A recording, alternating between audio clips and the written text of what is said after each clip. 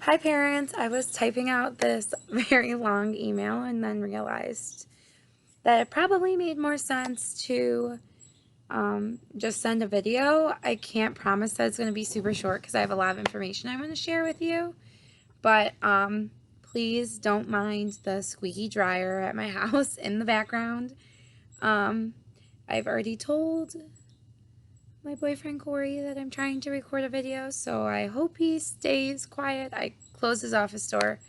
And then hopefully my puppy Mamba is not terrorizing me like he's been doing for the last, like 40 minutes since I got home.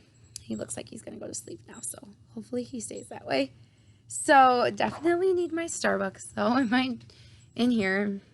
Please don't mind I don't know if you saw it, the hole that happened in my ceiling from our shower leaking. So we have to it's been fixed, but we have to put on one of those access doors and we just haven't gotten to it yet. So, anyways, my minute of rambling.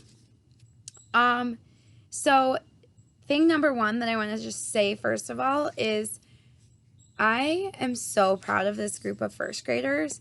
They are seriously the hardest working, most focused group of kids. They're so serious about learning. They take our job seriously. We have fun, we laugh together. It feels like we are literally a family in our class. I love, they don't always have to raise their hand. Like, they take turns, they listen to each other, and then, someone else will chime in. It's really such a sweet little class, and I'm so grateful they're mine.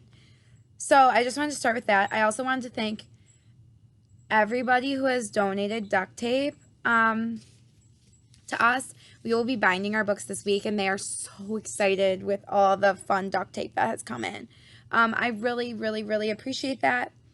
If you haven't sent your child with a new hand sanitizer, please do so. They use those before snack, and they keep it in their snack bucket. And so now I'm going to start into my kind of announcements. Number one, conferences. If you have not signed up for conferences yet, please go into that link. You should have received an email from PTC Fast last week.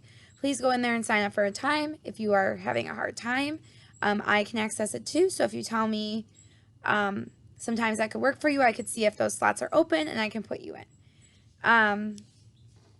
Later this week, you will receive a link for the conference to meet with me because they're done through Zoom or Google Meet. So you're going to receive a link from me. I am only sending out one link for the whole conference. I personally feel like that's easier for me, for you, for pretty much everyone involved. So I will go into more details about kind of what I need from you. But if you could please be prompt. So, join at your time. Please don't join ahead because if I'm sending the same link, I'll already be in a conference with another family. So please don't join the meeting ahead of time. And please be sure to leave at your ending time. And that'll be more my job to stay on track with everything. You will be receiving the end of this week sometime a kind of talking point sheet where I give kind of my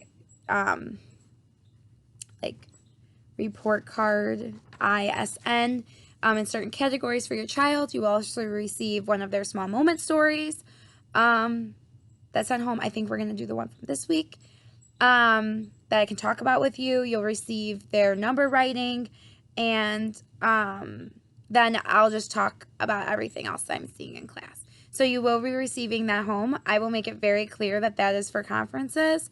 I'll probably try and send it maybe in a large Ziploc or something so that you know. And it doesn't just get lost with all the other papers that come home. Number two, Dreambox. I have already expressed my love for Dreambox and how grateful I am that the district was able to provide first grade with our school, first grade with licenses. Originally, first grade was not going to receive licenses for Dreambox, and we went to the math coach and we said that we really find a lot of, merit in Dreambox, and we really enjoy enjoy having Dreambox as a tool for kids to use. And so, fortunately, she was able to get all of first grade licenses. So I kind of want to talk about that.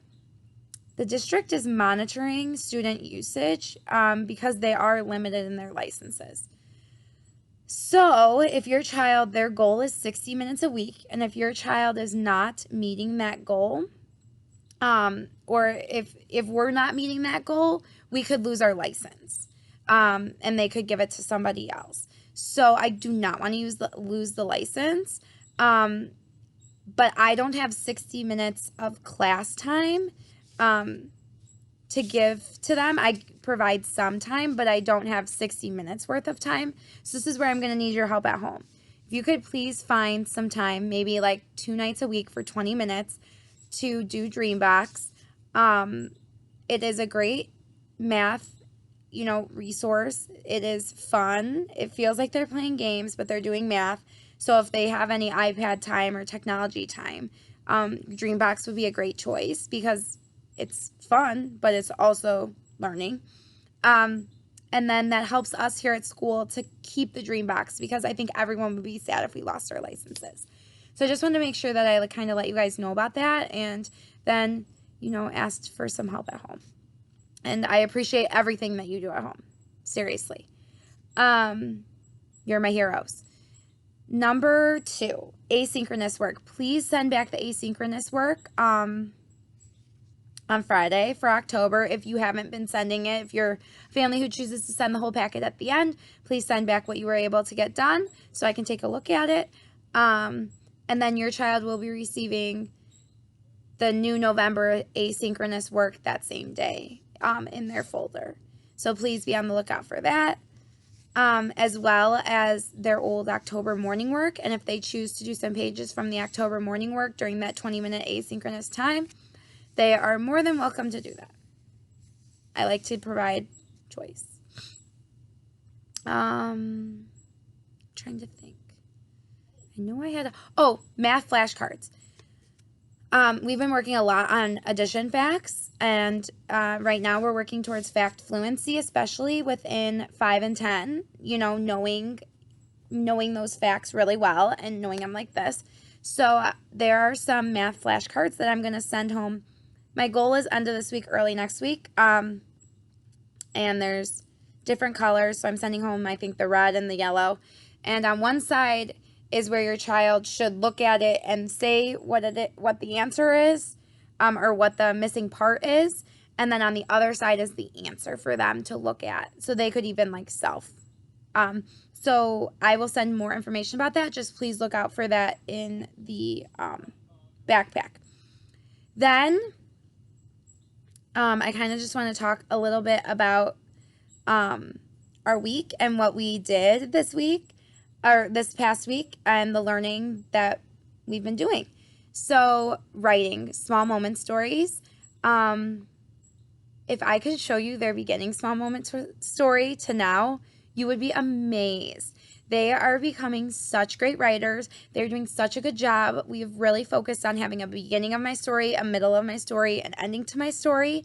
And right now we're starting to kind of use some expression and make our characters come alive in our stories. And their writing is precious.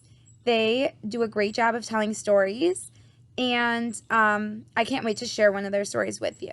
So this will be our last week of small moment stories, and then we're going to hop into some opinion writing.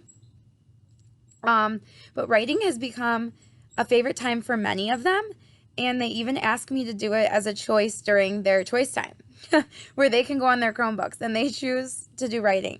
And then I've introduced them to Flipgrid, which for those of you who maybe don't know what Flipgrid is, it's like I can post a discussion question or something, and then they respond with a video. So they've learned how to do Flipgrid. So now they record themselves reading their small moment story. It's part of something they do at the end of every story they finish. And then what they love is they can go in and they can read their friends. They can listen to their friends' stories.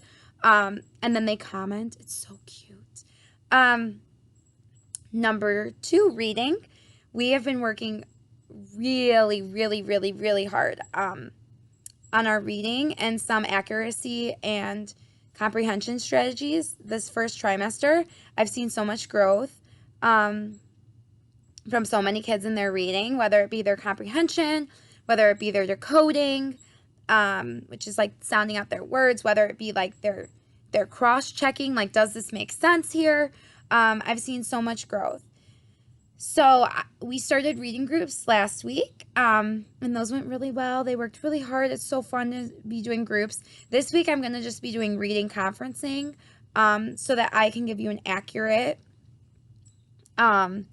level that your child is at during our conferences, and kind of talk about some things you can do with your child at that level. So I already started some of my reading conferencing this week, and it's so fun even to see their growth already. Because the last assessment that I had done was in the beginning of the year. And then math, we have been working on addition strategies because our fingers are a great starting tool to understand that addition is joining together, but fingers only work for certain equations and they don't work for everything. So we have been really working on learning some new strategies and how we can use those strategies to help us solve equations in our brain, and to think those through. And they are becoming wizards at equations because we do number of the day too. And they're just really fast with their equations and their math thinking, and I'm very impressed by them. So we've already learned the addition strategy of counting on. So counting on would be like, if your equation was 5 plus 3, you'd start at 5 and then count on 3 more. 5, 6, 7, 8. Now I'm at 8. Last week we spent the whole week on doubles plus 1. So, the doubles equations are 1 plus 1, 2 plus 2, 3 plus 3, 4 plus 4. So we worked on doubles, and then we worked on doubles plus 1. So that's using a doubles to help you solve a problem. So like 4 plus 3 is a great example because you can use 3 plus 3, which is, you already know, is 6. So then you add 1 more on, 7. And this week we are continuing with some more addition strategies and just kind of understanding patterns in addition. And then next week we will start subtraction. So I'm very proud. We've also gotten lots of challenge books, which is something they can do when they finish a job early. I have a plethora of choices. Challenge books are all math, and they work on a wide variety of skills. So pretty much everything that we work on in first grade, you will find in there. And then science, social studies, a lot of our social studies units end up, like the pledge and all of that, we end up kind of incorporating into our reading as well. And then our science is the one that we only get to do a couple times a week because unfortunately, and actually that's just directed by the district, but unfortunately our days are so short and they go by so quick. So we've been talking a lot about fall and seasons and plants. And so we are trying our best with science. That's my one area I'm trying to work on and figuring out how to get that in more often. So thank you for listening. I'm so sorry it's 14 minutes long, but again, I had a lot of announcements, and I think it's better to sit there and listen than to read them all, me personally. So I look forward to meeting with you guys next week during conferences. And, one last thing, Halloween. If you've made it this far, I appreciate you. Halloween, no costumes. That is so sad to me. But if you could send me a costume picture of your child in their costume on Halloween, if you're choosing to go trick-or-treating and dress up, I would love to see that because I want to put together anyone who went trick-or-treating a little slideshow so that everybody else can see what their friends looked like on Halloween, because normally we get to see that. So we will still make Halloween fun. But again, thank you for listening to me. I appreciate all of you always. Have a great night. Bye.